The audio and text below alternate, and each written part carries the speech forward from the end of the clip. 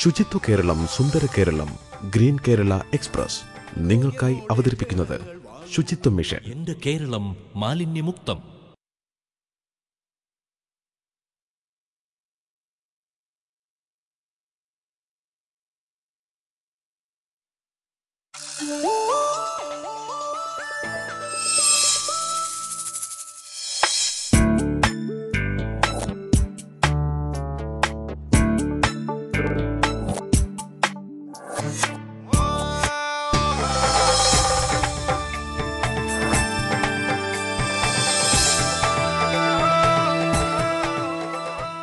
നമസ്കാരം.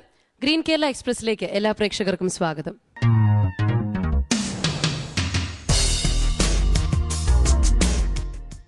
മത്സരം ആരംഭിക്കുന്നതിന് മുമ്പായി നമുക്ക് നമ്മുടെ ജഡ്ജസിനെ പരിചയപ്പെടാം. Doctor KP Kannan, doctor Vineetha Menon, doctor RVG Menon, development expert doctor Latha Bhaskar, കൂടാതെ അതിഥിയായി നമ്മോടൊപ്പം സംവിധായകനും നടനുമായ ശ്രീ മധുപാൽ.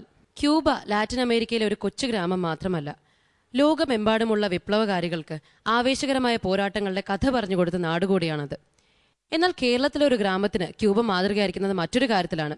അതെന്താണെന്ന് അറിയണ്ടേ? അതിനായി നമുക്ക് സ്വാഗതം ചെയ്യാം തിരുവനന്തപുരം ജില്ലയിലെ വട്ടിയൂർക്കാവ് ഗ്രാമപഞ്ചായത്തിനെ.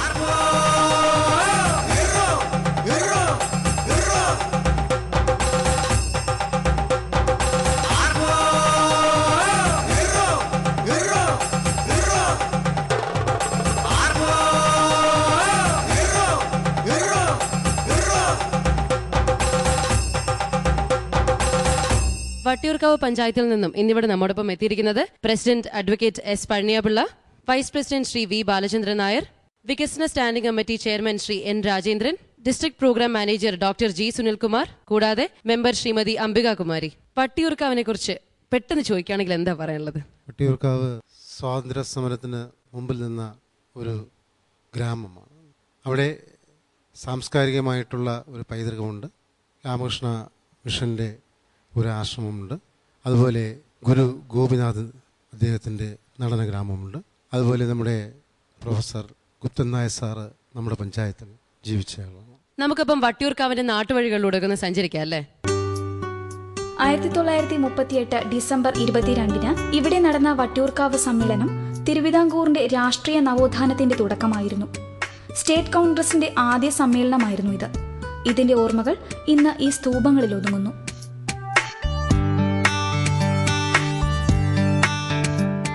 കഥകളി പണ്ഡിറ്റ് സദസ്സിൽ നിന്ന് മാറി സാധാരണക്കാരുടെ ഇടയിലേക്ക് എത്താനായി ശ്രീ ഗുരു ഗോപിനാഥിന്റെ നേതൃത്വത്തിൽ ലഘൂകരിച്ചതാണ് കേരള നടനം.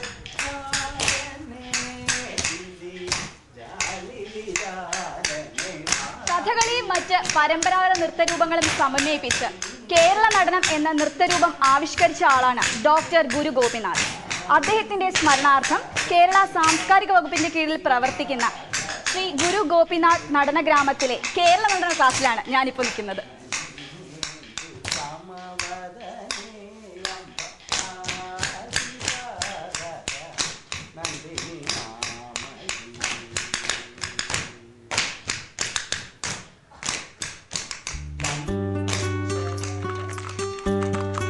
ശ്രീ രാമകൃഷ്ണ ആശ്രമത്തിലേക്കാണ് ഞാനിപ്പോൾ പോകുന്നത്.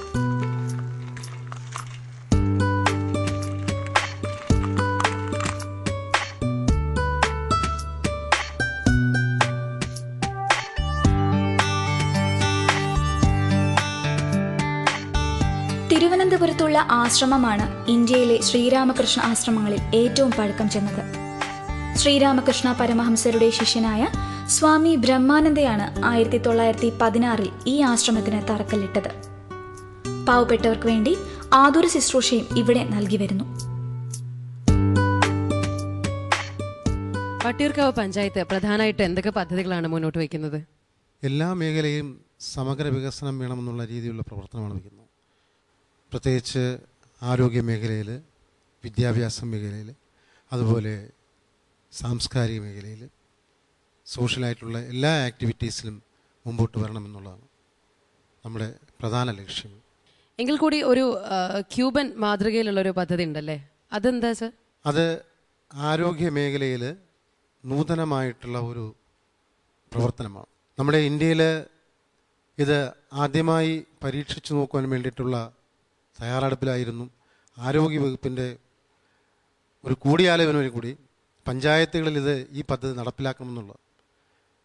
സമഗ്രമായ ഒരു എല്ലാ കുടുംബങ്ങളിലും ഉള്ള എല്ലാവരെയും ഈ ആരോഗ്യ പരിപാലനത്തിൻ്റെ കീഴിൽ കൊണ്ടുവരിക എന്നുള്ള ലക്ഷ്യത്തോടു കൂടിയുള്ള NRHM ഡയറക്ടറും ബഹുമാന്യ ആരോഗ്യമന്ത്രി ശ്രീമതി ടീച്ചറും കൂടെ ക്യൂബ സന്ദർശനത്തിന് ശേഷം ഇവിടെ നടപ്പിലാക്കണമെന്ന് ഉദ്ദേശിച്ചു. അങ്ങനെ വന്നപ്പോൾ നമ്മുടെ പഞ്ചായത്തിലെ കമ്മിറ്റിയിലെ എല്ലാ അംഗങ്ങളുമായിട്ട് ആലോചിച്ച് ഞങ്ങളത് ഏറ്റെടുക്കാമെന്നുള്ള ധൈര്യം. അപ്പം നമുക്ക് ഈ ക്യൂബൻ മോഡൽ പദ്ധതിയെക്കുറിച്ചുള്ള ദൃശ്യങ്ങളൊക്കെ കണ്ടാൽ കുറച്ചുകൂടി ഇത് ക്ലിയർ ആവും അല്ലേ? വികസന കാഴ്ചകൾ കണ്ട് തിരിച്ചു വരാം.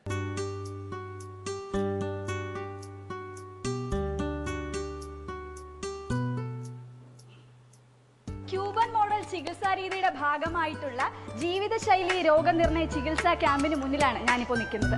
വട്ടിയൂർക്കാവ് ഗ്രാമപഞ്ചായത്തും ഒപ്പം തന്നെ NRHM ആണ് ഇത് നടത്തുന്നത്.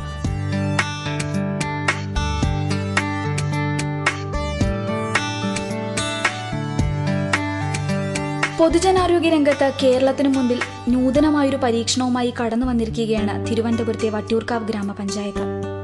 ആരോഗ്യമന്ത്രിയുടെ ക്യൂബ സന്ദർശന വേളയിൽ അവിടുത്തെ പൊതുജനാരോഗ്യ രംഗത്തെ മാതൃക കേരളത്തിനും അനുയോജ്യമാകുമെന്ന് മനസ്സിലാക്കി വട്ടിയൂർക്കാവിൽ പരീക്ഷണാർത്ഥം ആവിഷ്കരിച്ച ക്യൂബ മോഡൽ ആരോഗ്യ പദ്ധതി ഇന്ന് വൻ വിജയമാണ്. എല്ലാ പൗരന്മാർക്കും സൗജന്യവും സമഗ്രവുമായ ആരോഗ്യ സേവനമാണ് ക്യൂബയിൽ. ഹോസ്പിറ്റലിൽ എത്താനാവാത്തവരെ ഡോക്ടർ വീട്ടിലെത്തി ചികിത്സിക്കും. ഇതേ മാതൃകയുടെ വിപുലീകരിച്ച രൂപമാണ് വട്ടിയൂർക്കാവിന്റെ ക്യൂബ മോഡൽ PHC. ഇവരുടെ പ്രവർത്തനങ്ങളെ പറ്റി ആധികാരികമായി ഞങ്ങളോട് സംസാരിക്കാൻ പറ്റിയ ഒരാളെ തന്നെ കിട്ടിയിട്ടുണ്ട്. ഡോക്ടർ സുനിൽ കുമാർ. ഇദ്ദേഹം ഡിസ്ട്രിക്ട് പ്രോഗ്രാം മാനേജറാണ് NRHM. ഡോക്ടർ, എന്താണ് ഈ ക്യൂബൻ മോഡൽ പ്രവർത്തനം ഉണ്ടാകാനുണ്ടായിട്ടുള്ള പ്രചോദനം എന്താണ്? ക്യൂബ മോഡൽ PHCയുടെ പ്രത്യേകത എന്ന് പറഞ്ഞാൽ ടോട്ടൽ പോപ്പുലേഷനെ സർവേ ചെയ്ത് 4 ഗ്രൂപ്പായിട്ട് ഡിവൈഡ് ചെയ്യും. അതിൽ ഫസ്റ്റ് ഗ്രൂപ്പ് എന്ന് പറയുന്നത് വിത്തൗട്ട് എനി ഡിസീസ്, ഒരു അസുഖം ഇല്ലാത്ത ആൾക്കാർ, അവരെ 6 മാസത്തിലൊരിക്കൽ സ്ക്രീൻ ചെയ്യും. സെക്കൻഡ് ഗ്രൂപ്പ് എന്ന് പറയുന്നത് ഒരു ഹൈ റിസ്ക് ബിഹേവിയർ ഉള്ള ആൾക്കാർ, അവരെ എല്ലാ 3 മാസത്തിലൊരിക്കൽ സ്ക്രീൻ ചെയ്ത് അസുഖം ഉണ്ടോ എന്ന് കണ്ടുപിടിക്കും. Third group those who are under treatment, ചികിത്സ ചെയ്തുകൊണ്ടിരിക്കുന്ന രോഗികൾ, അവരെ മാസം തോറും ഇവാലുവേറ്റ് ചെയ്യണം. ഫോർത്ത് ഗ്രൂപ്പ് ബെഡ് റിഡൺ, അതായത് പാലിയേറ്റീവ് കെയർ, സാന്ത്വന ചികിത്സ ആവശ്യമായിട്ട് വരുന്ന രോഗികൾ. അങ്ങനെ ഞങ്ങൾ സർവേ തീരുമാനിച്ച് ഒരു ആശാപ്രവർത്തകർ, ഇവിടെ 1000 പോപ്പുലേഷന് ഒരു ആശാപ്രവർത്തക എന്ന് പറയുന്നത് നമുക്കുണ്ട്. അവരെ കൊണ്ട് തന്നെ ഒരു വിശദമായിട്ടുള്ള ഒരു സർവേ ഫോമാറ്റ് വെച്ച് ഏകദേശം 38 ഡിസീസസ് വെച്ചിട്ട് ക്ലാസിഫൈ ചെയ്തു. പിന്നെ ക്യൂബയിലുള്ള ഈ ക്ലിനിക്കിന് വേറൊരു പ്രത്യേകത എന്ന് പറഞ്ഞാൽ അതിൻ്റെ ഗ്രൗണ്ട് ഫ്ലോറിൽ OPയും ഫസ്റ്റ് ഫ്ലോറിൽ ഡോക്ടറുടെ ഫാമിലിയും സെക്കൻഡ് ഫ്ലോറിൽ സിസ്റ്ററിൻ്റെ ഫാമിലിയാണ് ഉള്ളത്. അപ്പോൾ ഏത് പേഷ്യൻ്റ് വന്നാലും എപ്പോഴും ഒരു കെയർ അവിടെ കിട്ടും. പക്ഷെ അത് നമ്മുടെ IP സിസ്റ്റം പോലെ ഒന്നുള്ള അല്ല, വ്യത്യാസമാണ്. അപ്പോൾ അതാണ് ക്യൂബ മോഡൽ PHC കൊണ്ട് ഉദ്ദേശിക്കുന്നത്, ചുരുക്കമായി പറഞ്ഞാൽ. പഞ്ചായത്തിലെ 7 സബ് സെന്ററുകളെ അടിസ്ഥാനമാക്കിയാണ് പദ്ധതിയുടെ പ്രവർത്തനം. 14 പൊതുപ്രവർത്തകരും 46 ആശാ വോളണ്ടിയേഴ്സും പദ്ധതിക്ക് നേതൃത്വം നൽകുന്നു. പഞ്ചായത്തിലെ മുഴുവൻ ജനങ്ങളും ഈ പദ്ധതിയിൽ അംഗങ്ങളാണ്. ആശാ വോളണ്ടിയേഴ്സ് നടത്തിയ സർവേയുടെ അടിസ്ഥാനത്തിൽ ഓരോരുത്തർക്കും തിരിച്ചറിയൽ കാർഡ് നൽകുകയും രജിസ്റ്റർ രൂപവൽക്കരിക്കുകയും ചെയ്തു. DMO ഡോക്ടർ ശ്രീധർ ഇപ്പോൾ നമ്മളോടൊപ്പം ഉണ്ട്. ഡോക്ടറിനോട് തന്നെ നമുക്ക് കൂടുതൽ കാര്യങ്ങൾ ചോദിച്ചറിയാം. ഈ ക്യാമ്പ് ഇപ്പം നടക്കുന്ന പോലത്തെ ക്യാമ്പ് എത്ര കാലയളവിലാണ് നിങ്ങൾ നടത്തുന്നത്? ഇത് യൂഷ്വലി മെഗാ ക്യാമ്പ് നടത്തുന്നത് ഏകദേശം ഒരു 2 മാസം നമുക്ക് സമയമെടുക്കും. പക്ഷേ ചെറിയ ക്യാമ്പ്സ് ഒരു മാസത്തിൽ ഒരെണ്ണമെങ്കിലും മിനിമം നടക്കുന്നുണ്ട്. പക്ഷേ ഈ ക്യാമ്പ്സിലല്ലാതെയും പ്രോബ്ലംസ് ഐഡൻറ്റിഫൈ ചെയ്യുകയാണെങ്കിൽ ഫീൽഡ് സ്റ്റാഫ് ഇതിൻ്റെ IDയും ഡീറ്റെയിൽസുമായിട്ട് ഡോക്ടേഴ്സുമായിട്ട് കൺസൾട്ട് ചെയ്തിട്ട് ഈ ഹെൽപ്പ് ചെയ്യുന്നുണ്ട്. ഇപ്പോൾ പഞ്ചായത്തിന് ഇതിലെന്താ ഒരു റോൾ ഉള്ളത്? പഞ്ചായത്തിൻ്റെ ഒരു ഹെൽപ്പ് ഇല്ലെങ്കിൽ ഇത് ഒരിക്കലും മെറ്റീരിയലൈസ് ചെയ്യാൻ പറ്റില്ലായിരുന്നു. ഇവിടുത്തെ പഞ്ചായത്ത് പ്രസിഡൻറ്റ്, ഇവിടുത്തെ പഞ്ചായത്തിലെ മെമ്പേഴ്സ്, ഇവരെല്ലാവരും ഒരു ഒറ്റക്കെട്ടായിട്ട് നിന്നിട്ടാണ് ഇത് വർക്ക് ചെയ്യുന്നത്. അതിൻ്റെ കൂടെ തന്നെ ബാക്കി എല്ലാ സ്റ്റാഫും. അപ്പോൾ ശരിക്കും പറഞ്ഞാൽ ഒരു ടിപ്പിക്കൽ ടീം വർക്കിൻ്റെ വിജയമാണ് ഈ കാണുന്നത്. ശ്രീമതി ടീച്ചർ പറഞ്ഞിട്ടാണ് ഇങ്ങനെ ഒരു ഐഡിയ ഈ പഞ്ചായത്തിൽ വന്നതെന്ന് പറഞ്ഞു. അപ്പോൾ മറ്റ് പഞ്ചായത്തുകളിലൊന്നും തന്നെ ഇത് ആരംഭിച്ചിട്ടില്ല. ശരിക്കും പറഞ്ഞാൽ ഒരു പൈലറ്റായിട്ട് തുടങ്ങിയതാണ്. അപ്പം മാഡത്തിൻ്റെ ഒരു ഐഡിയ ഇങ്ങനെ വന്നു. അപ്പോൾ പഞ്ചായത്ത് ഇത് ഏറ്റെടുക്കാൻ സന്നദ്ധമായിട്ട് വന്നു. NRHM അതിനെ ഫണ്ട് ചെയ്യാൻ തയ്യാറായിട്ട് വന്നു. അപ്പോൾ എല്ലാം ഒരുമിച്ച് ചേർന്നപ്പോൾ ഇതിവിടെ ഒരു പൈലറ്റായിട്ട് മെറ്റീരിയലൈസ് ചെയ്തതാണ്. എത്ര വർഷമായി ഇപ്പോൾ ഇത്? ഇതിപ്പോൾ നിയർലി